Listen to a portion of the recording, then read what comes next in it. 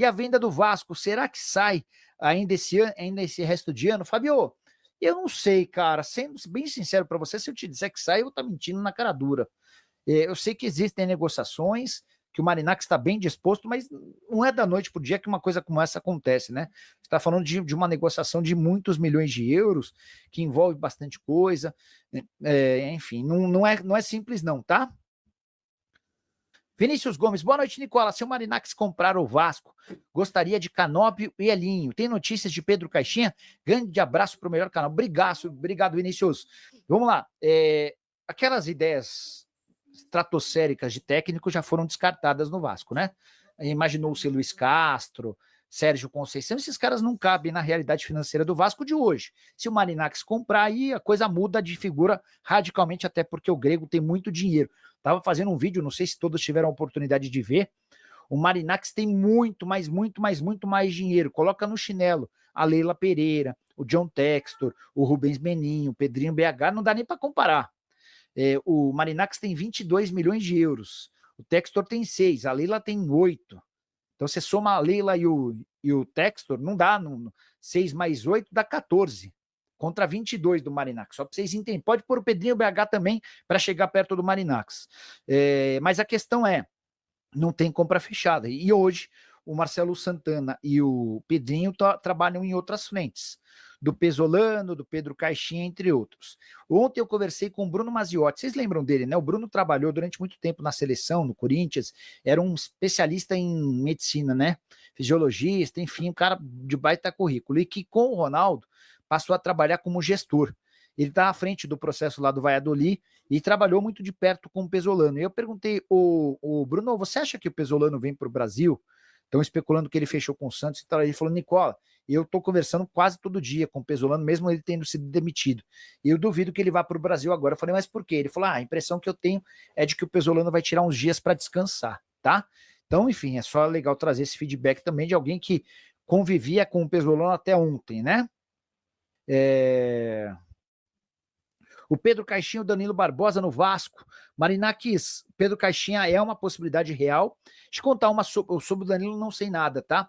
O que eu sei é sobre o Alan. Outro dia vocês pediram para perguntar sobre Alan no Vasco. O Alan já se declarou torcedor do Vasco, aquele volante que jogou no Napoli, no Everton, e tá no Botafogo. Eu mandei mensagem para uma pessoa do futebol do Vasco. Essa pessoa falou, Nicola, a gente sabe que de fato o Alan deve sair do Botafogo. Ele tem sido muito pouco utilizado, né? Nos últimos 6 jogos, ele tinha jogado 1 minuto na final da Libertadores. E o Alan veio para o Brasil com outra pretensão de jogar, de ser mais útil e tal. E eu perguntei, mas e no Vasco? Não mexemos nisso, tá? Se acontecer, vai ser mais para frente. Deixa eu contar sobre o Vascão. 2 milhões de euros é quanto o Pedrinho vai precisar arranjar de dinheiro para pagar nos próximos dias ao Benfica. Esse foi um bônus acertado pelo Matos quando da compra do João Vitor. O cara custou 6 milhões de euros fixos e mais 2 milhões de euros em bônus se o Vasco ficasse na primeira divisão. Sobre Pablo Verratti, muita gente nos últimos dias meio que cravou que o Verratti já renovou o contrato, ou estaria acertando a renovação de contrato. Queria trazer um feedback de uma pessoa do Vasco com quem eu conversei. Até agora ainda... peraí, um pouquinho antes. Verdade que vocês avançaram na renovação do Verratti? Tudo como antes até aqui. Vamos manter a calma que vai dar certo.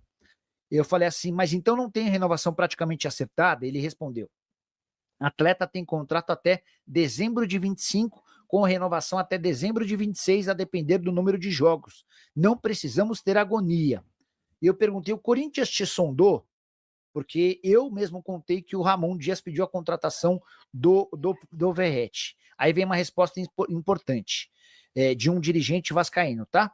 Sei que o agente tem oferecido ele a muitos clubes da Série A para conseguir algo e nos pressionar, mas até agora não funcionou, tá? Então, só para vocês entenderem um pouquinho desse contexto, é legal entender esse pouquinho desse bastidor, de como é que tá funcionando as coisas por lá, tá? O Grego já comprou a SAF do Vasco? Ainda não. Ó, o Fabiano Noronha, meu vizinho aqui, ó. Estão aguardando o final do campeonato. Meu vizinho, torcedor do Vasco. Podia torcer pra Lusa, né, Noronha? Mas tudo bem, vai. Cara, eu fui o primeiro a contar que o Marinacci queria comprar um clube no Brasil e que um dos alvos era o Vasco, né? E ele tá super encantado o engajamento do torcedor vascaíno. Ele e o filho dele, eles ficaram alucinados, cara, porque eles nunca tiveram nada disso no Nottingham Forest, no Olympiacos, enfim. E no país do futebol, você tem uma recepção tão calorosa, com dezenas, centenas de pessoas mandando mensagem no Instagram, tentando especular, enfim. E até, por exemplo, no último jogo do Vasco em casa, teve gente que levou a bandeira da Grécia. Isso chega pros caras lá, e os caras estão alucinados com isso, tá? O Matheus Rodrigues, Tietê e Danilo Barbosa no Vasco em 25. Cara, o Tietê tem contrato só até dezembro e tá fora dos planos do Botafogo. O Botafogo vai passar por, não dá para chamar de reformulação, mas o Botafogo vai fazer movimentos no fim desse ano. Sobre a SAF do Vasco, as negociações existem, são 4 interessados.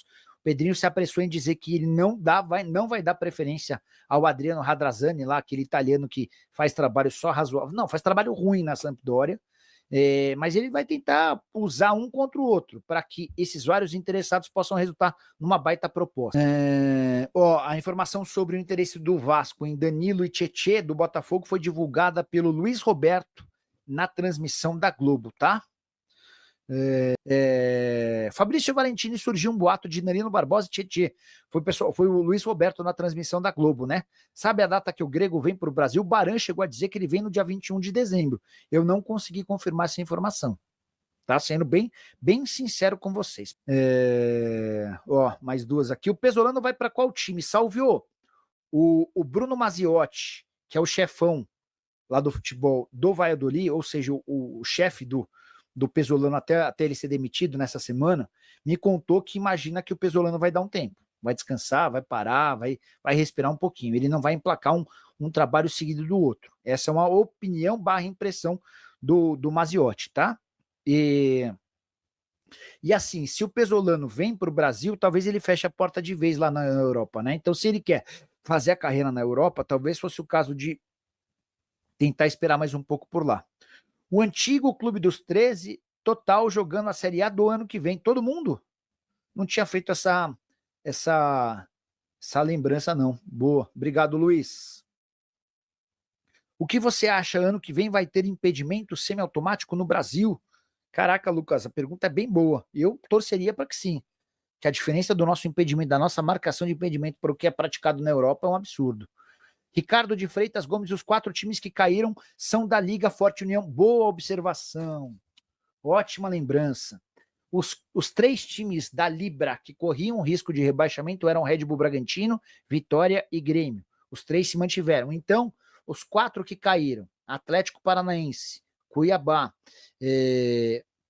Atlético Goianiense e também Caraca, deu branco. Vamos lá.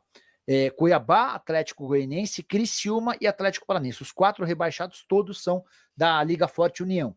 Dos 4 que subiram, 3 são da Liga Forte União e um é da Libra. Então, se estava 12-8 para a Liga União, agora está 11-9. São 11 times representando a Liga Forte União, 9 times representando a Libra. Existe um zoom de que a Libra está tentando trazer o Vasco da Liga Forte União, mas até agora isso não foi confirmado, tá? É isso aí então, torcedor vascaíno, ficamos por aqui com mais um vídeo aí com as informações do Vasco da Gama sobre treinador, né? Provavelmente aí um nome que fica mais em pauta para o Vasco, com questão de salário, gasto, né? Porque o Vasco não tem muito recurso para pegar aí um treinador de alto nível agora, né? Como tá sendo noticiado aí alguns treinadores, tudo com salário acima de 1 milhão, né? Então fica muito inviável o Vasco conseguir um treinador desse no momento, ainda mais que a equipe está nessa fase de reformulação, né? Pedro Caixinha deve ser o nome da vez como técnico do Vasco, né? Que ele tem ali o perfil bom e um pouco mais em conta, né?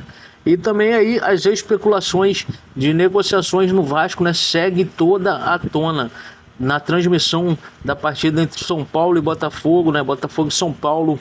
O Luiz Roberto deu a informação de que o Vasco pode estar negociando com Danilo Barbosa e Tietê aí do Botafogo, né? Então quero sua opinião sobre essas possíveis chegadas no Vasco para 2025. Também tem aí, né, a situação da renovação do Verratti, dirigente do Vasco, falando que está tranquilo, que o jogador tem contrato até o final de 2025 e renovável ainda até 2026, dependendo da quantidade de jogos que o Verratti fazer na próxima temporada. Então o Vasco não está ainda preocupado com a situação do Verratti. Até teve lance aí de falar que o jogador ficou meio chateado por não ter recebido aumento de salário, né, pelo Pedrinho, o presidente Pedrinho, entender que o Verratti já recebe um dinheiro à altura daquilo que ele entrega dentro de campo.